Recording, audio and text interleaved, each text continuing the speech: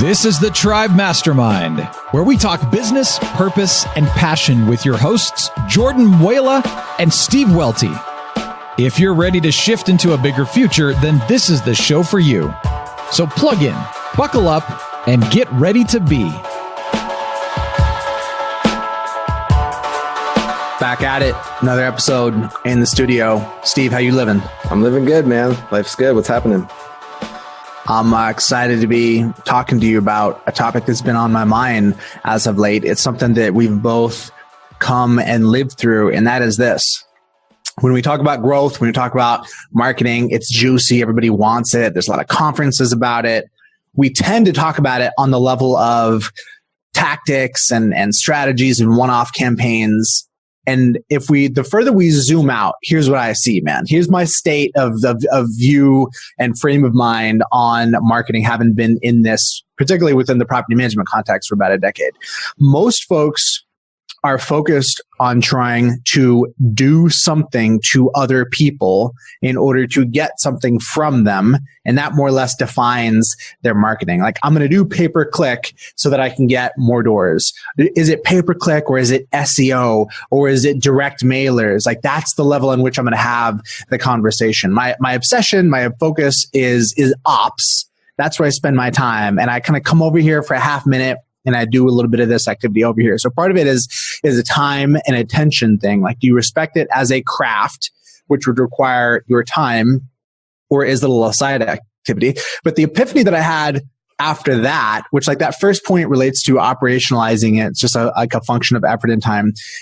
The new epiphany for me behind that is just realizing that the best, most effective companies that are doing marketing well are really clear on their why, and they use what looks like marketing as simply a communication strategy to talk about what they and their audience are mutually passionate about. And it looks like marketing, but it's more just communications and messaging and sitting in a conversation, which means that first and foremost, it's all about the why. And secondarily is the packaging and the wrapping of, do we syndicate this message via pay-per-click ads or via a podcast or whatever? But that's like a very secondary sort of thing, man. That's what I've experienced and lived, and it's what's worked for me.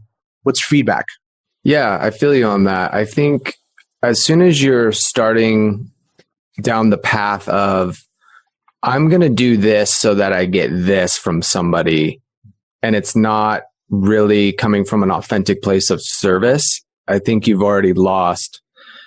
Something that comes up for me personally is, let me give you a dumb example, but like Instagram, like trying to build a following on Instagram, let's say in your business, where you're like liking other people's stuff, and you're like, doing like there's like a liking strategy thing where you'll do likes to try to get them to follow you. And then once they do, you stop following them. It's like, it's like a mess. And, I mean, I've done some of that too, so I'm not going to say I'm above that, but there's a shift you can have. You can say, hey, I'm just going to be doing these things to try to get this.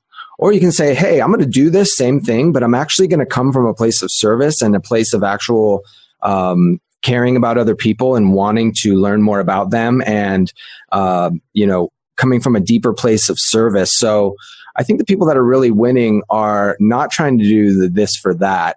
They're using their why, so to speak, to really have an authentic conversation with the customer that really bears who they are and draws them to them through their authenticity. So let me channel the critic. Well, that's great, Steve, but I don't have time for that. Why don't you have time? It's, I heard someone say, you don't need to manage your time. You need to manage your priorities, bro. Manage your attention. Yeah. Like, you don't have enough time. We all have time. Like, where's your priorities? What are you spending your time doing? That would be my pushback.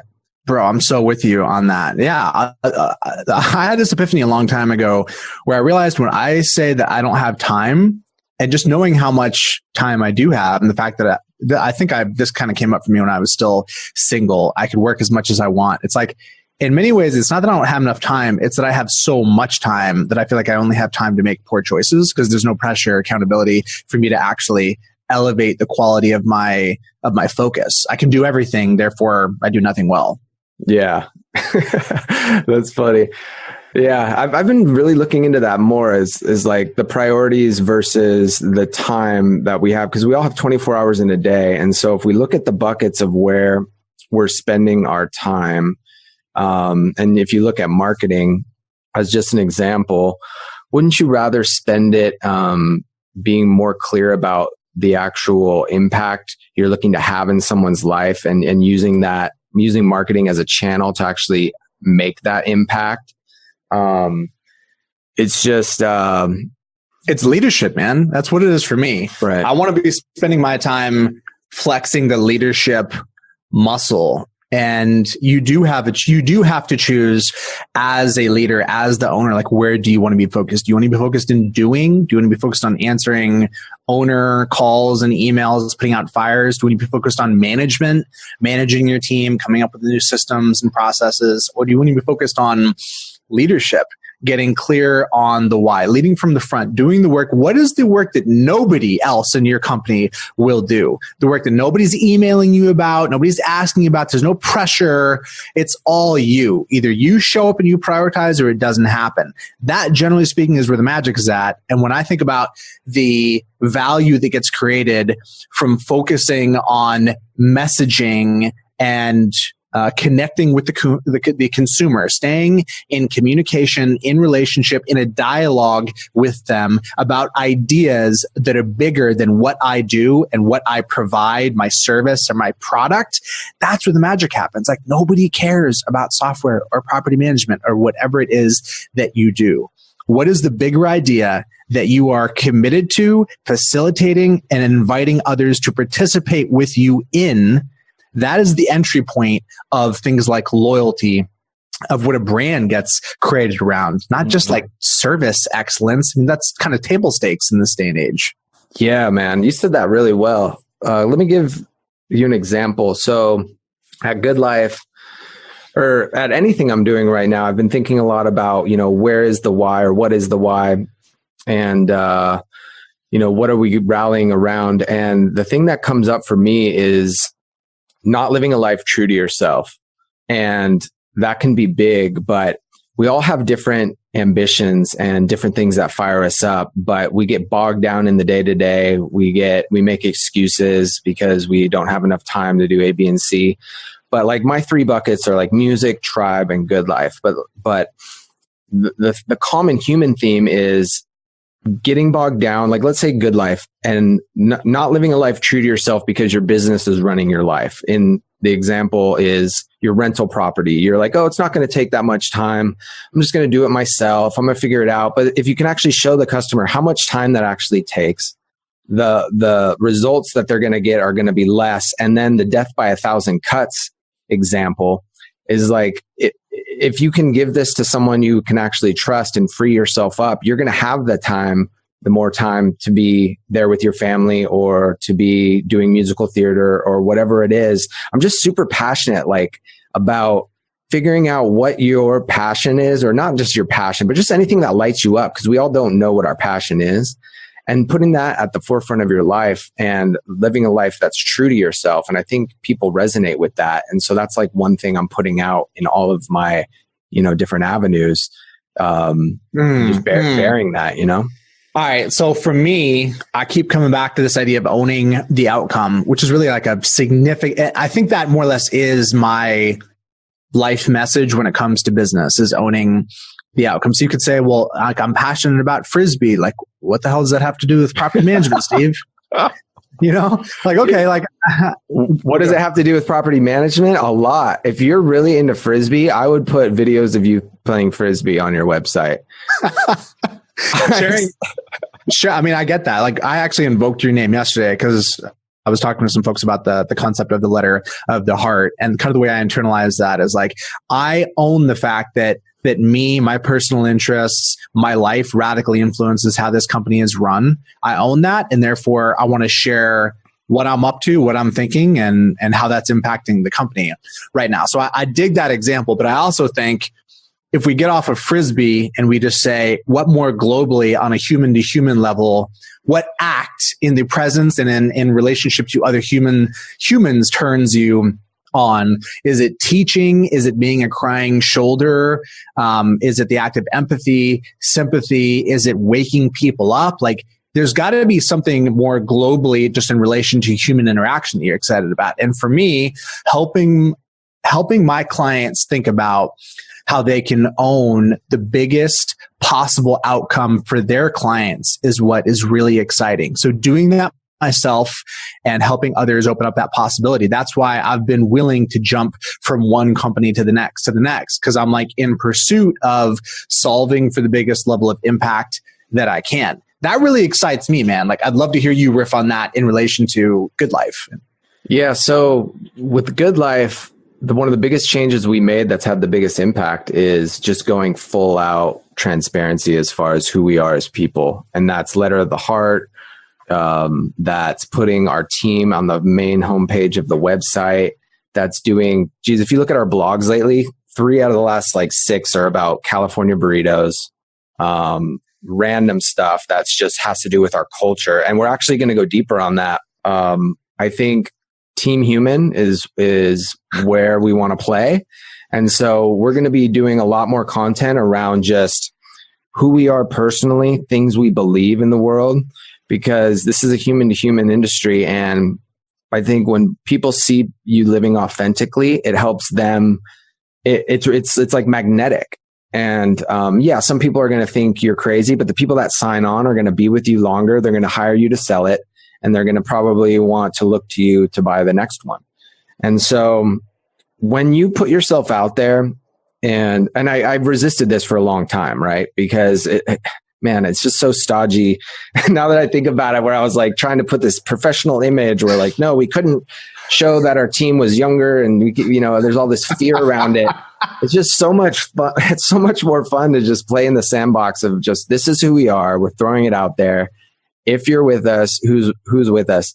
And something else that comes to mind is Dan Sullivan actually said something that was really impactful. He has this program in Coach called Game Changer, where it's the step above 10X actually, where you have a self-managing company, you have a self-multiplying company, and you're cash confident, which gives you the ability to team up with another entrepreneur who's not even in your industry to do some collaboration that could basically be done on a handshake, no money exchanges hands.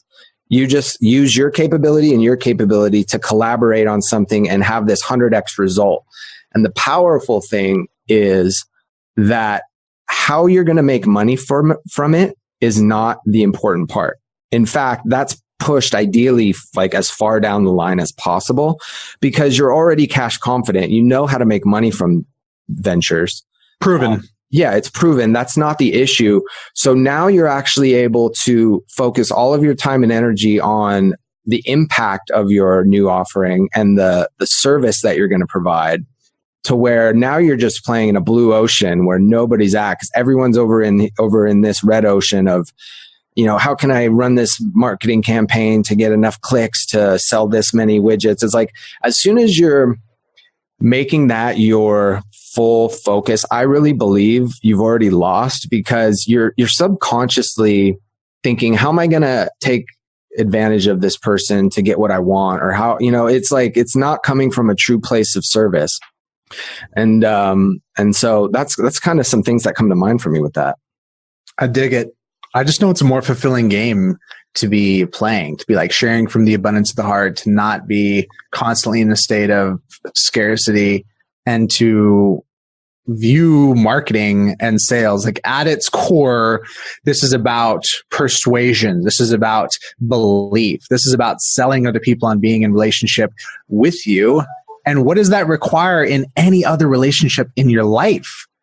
In dating, when we think about dating, what are we doing? What does the process look like? Yeah, there are things that have kind of commodified it with Tinder and dating sites, etc.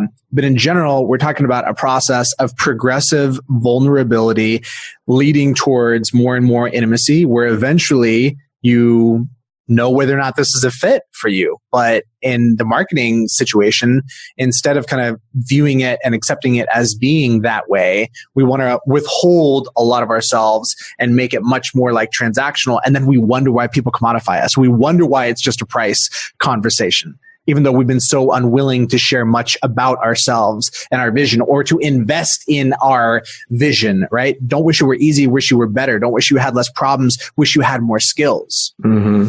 Yeah, we're in the connection economy.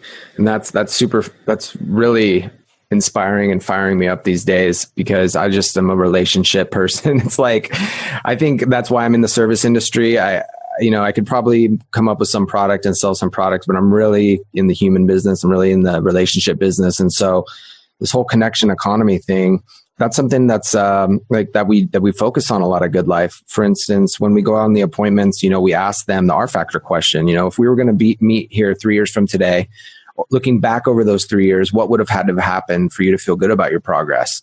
And then just like leaving it at that. And the people that answer that question have a future with you. The people that don't. And it's funny. I did this with my wife last night. We did a DOS together where we asked the R factor question, and she answered it, and then she did a thing. I'm like, hey babe, I'm so glad you answered that, because if you didn't answer that, that means you don't have a future. You didn't have a future with me. Not that I mean, like, she didn't have a future with me in her head. So. Yeah. And she's not the most, we're very different. She's very like lives in the moment. It's beautiful. And goals are not that important to her at all. Like, her goals are like, have Miles be happy and like have you be happy, and like that we sing together, and that's beautiful. That we go on vacations. And she wants to, that she's like, I want to go on more trips with you when you go like, out for work, like, and stuff, and tribe trips, and coach. I'm like, yeah, let's go to Toronto and stuff. So yeah, I'm excited. We got to connect on that, dude. I'm really attracted to that idea. It's something I've been talking about with my wife a lot as well. Next tribe trip, maybe we can link up and they could spend some time together, have the kids hang out. In my perfect world, my work is not my thing that I go do by myself in isolation. Like, I don't have any fundamental reason why it needs to be that. It has been that up to this point. But in a perfect world, like, it's an extension of me and a part of my life. And I want to share who I am, my life, and my experiences with my family. So yeah, that really resonates with me. Yeah, man. Yeah. So, on the marketing tip, things we're really focused on at Good Life, like I said, are doing the content around who we are, building our personalities into the marketing message, putting yourself in the customer's shoes and figuring out what the pain points are. Something as simple as like the property manager guide. This is something that people are actually trying to do, hire a manager. And so having a really, really good guide, something like that, is something on a very tactical level that's worked well for us. But also just getting to know our clients on a more deeper level, and putting those notes into the system, and just finding little cool things. I think you've seen a lot of stuff come out of it with the Joey Coleman stuff.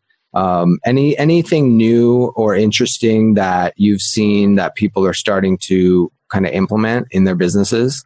So I've been on this exercise the last 2 mastermind calls with the Profit Coach crew, and we went through like a bunch of ideas. And I think what was impactful for me and what we talked about yesterday when we had those calls was just looking at like the life cycle of what would it mean for me to make my clients' life as easy as possible in terms of them getting the outcome that they really want, that caused them to be in conversation with me. And that, for many folks, is wealth creation through real estate. Like, that's what people are after. That's what turns them on. Yeah. Property management by default is very passive, reactive task. Like, hey, we're the best people at making sure nothing bad happens. Like, you may be, but it's pretty reactive as opposed to this proactive thing of like, we will help you fulfill this dream of wealth creation through real estate.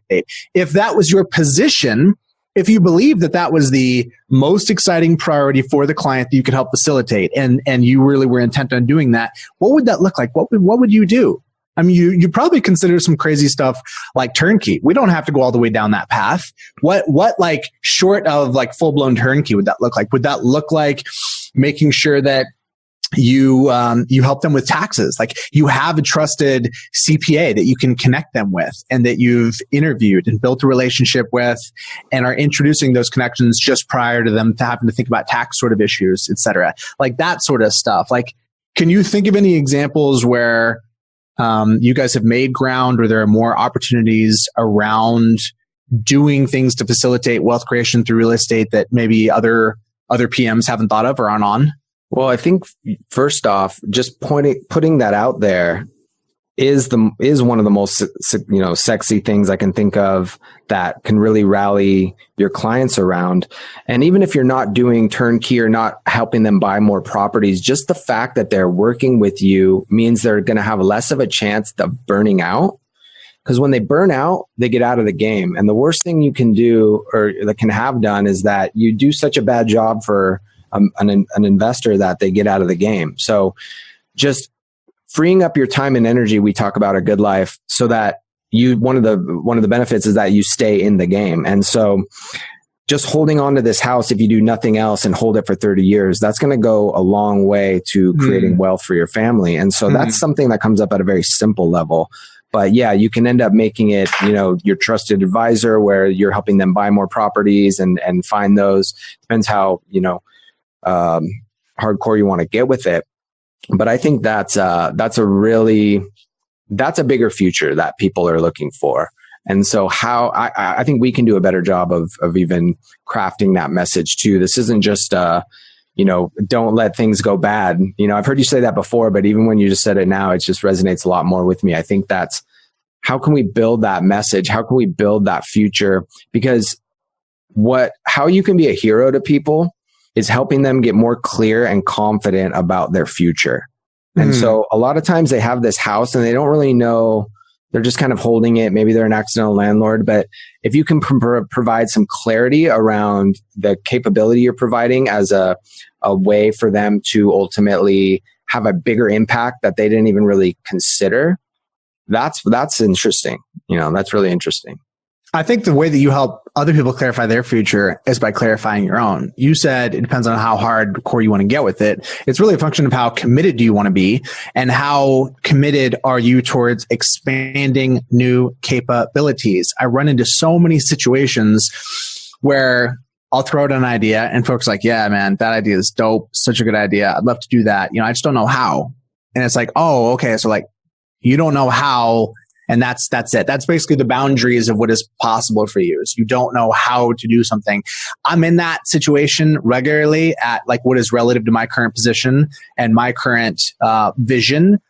But what I know is that running a software company and an accounting company and various companies where like I can't code, I can't program, nobody's calling me. If the programmers get stuck, they're like, well, we better escalate this and call Jordan. It ain't happening because I don't know how to contribute. So for me, the how is clearly, it's always a who situation to me. And it's much more obvious in that regard. But a lot of times we let the how stick in the way, not recognizing that as soon as we have that vision and that example, everything lightens up. It's like you're thinking about firing that person that you have a dysfunctional relationship.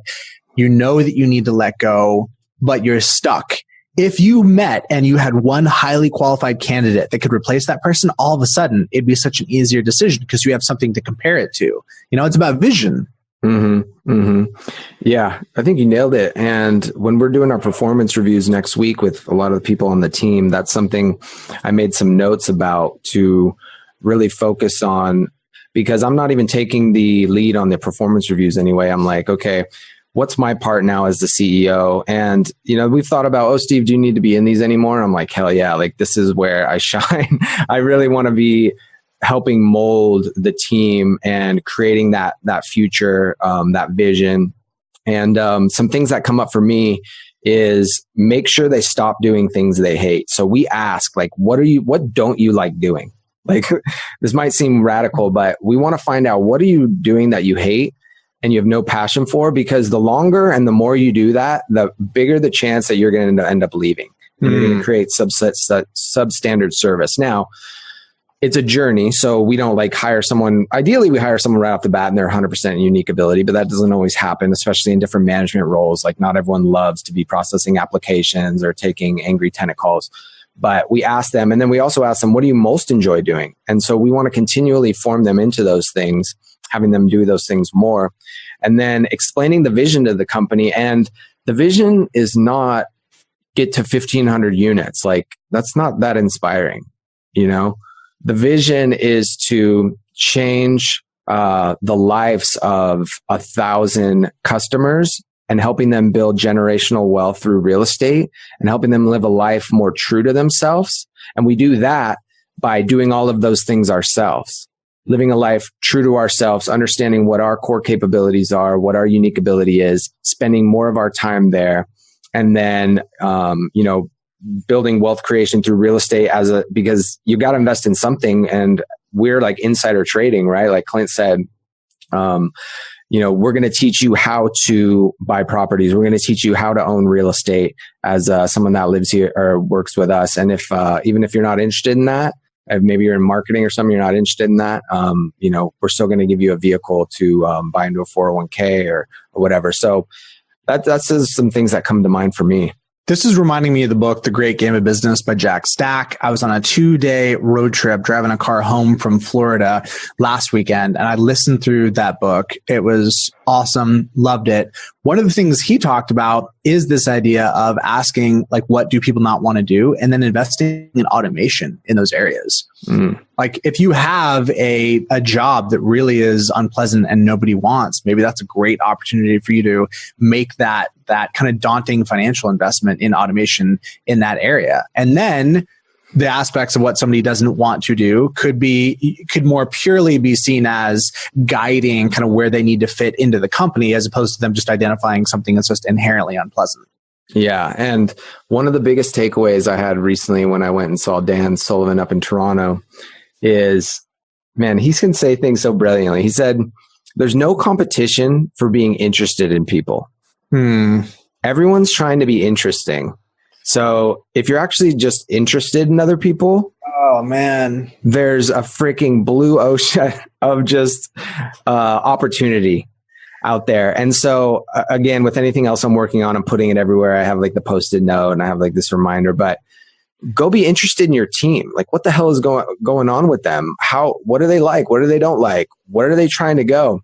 And when you're meeting people, that's something I used to say in my daily affirmations was like, I'm more interested in talking about other people or more interested in hearing about other people than I'm interested in talking about myself. Now, that's a lofty goal because we're all ego driven and ultimately like love talking about ourselves and other people. But that's something I'm really focusing on is slowing down and asking people about their lives and being more interested than I'm trying to be interesting. Dude, that's been like a life hack for me for years. The cheapest thing you can do to look smart, look like an expert is just ask great questions. Yeah. Yeah. You have always been good at that. That was something that drew me to you initially is you always seemed very interested and also were willing to help, even though it might not have been the most convenient or the most productive thing for you to do at the time. And I know we've talked about that and you've had some back and forth where you feel like that's your superpower, but also your something that can hinder you at times. Yeah. You know? Yeah. Yeah. It's definitely every gift can be a curse in its own way. It's like the curse of knowledge. You know how to do everything about the company and therefore people keep kicking things back to you. Well, do you wish you didn't know? No, I mean, I don't think so. Like it's really useful. But at the same time, you just got to manage these things in tension. Hopefully somebody listening to this somewhere hears this and they realize that there's a shift in their priority of how they're approaching sales marketing as number one being probably the most impactful area in terms of economic productivity per hour spent is in the sales marketing function versus ops. Secondarily, realizing that instead of talking about the low-level tactics, they could make a huge shift by getting clear on the why and the impact on the customer and then positioning marketing as simply a way to broadcast, disseminate information, and engage with the customer in that conversation. That's my wish, my hope, and desire for the podcast sphere. I love being on this journey with you. And I guess that's what, that's what we're doing. I love the fact that like, as we're having these, I'm not thinking about like, okay, Steve, like we need to tie this into the product thing. Like let them know about our merch, you know? Yeah, exactly. And I didn't get a chance, but I wanted to thank Dan when he was talking about that game changer concept, because, and I sent something out to Tribe about this on the WhatsApp, I was like, you gave me permission to not like Tribe. I'm not worried about money first and foremost. You know, it's like an impact thing. And I felt like almost I didn't have permission to do that because it was just not acceptable in business. Like, but when you can do that and you can actually now focus more in a place of service, you're ultimately going to become more successful. And so sometimes it just takes, and that's another reason why go out and say the things that you think, and don't be afraid to have these positions, because a lot of times when you share something and you're vulnerable, that then gives someone the permission to think that same way. And that's what Dan did for me with that concept. Yeah, man. Wanting what you want. You don't need to explain it. You don't need to have a reason why. It is what it is. Not everything needs a justification. Yeah, man. But love it, man. Well, good show. We're looking forward to the next one. As always. All right. Tuning out from San Diego and Austin. Wishing you guys peace and prosperity. See you on the flip side. Did you enjoy this episode? Please share it with a friend and leave a review on iTunes. If you'd like to find out more about joining the tribe, go to tribemastermind.com to understand why the best and brightest mastermind with us.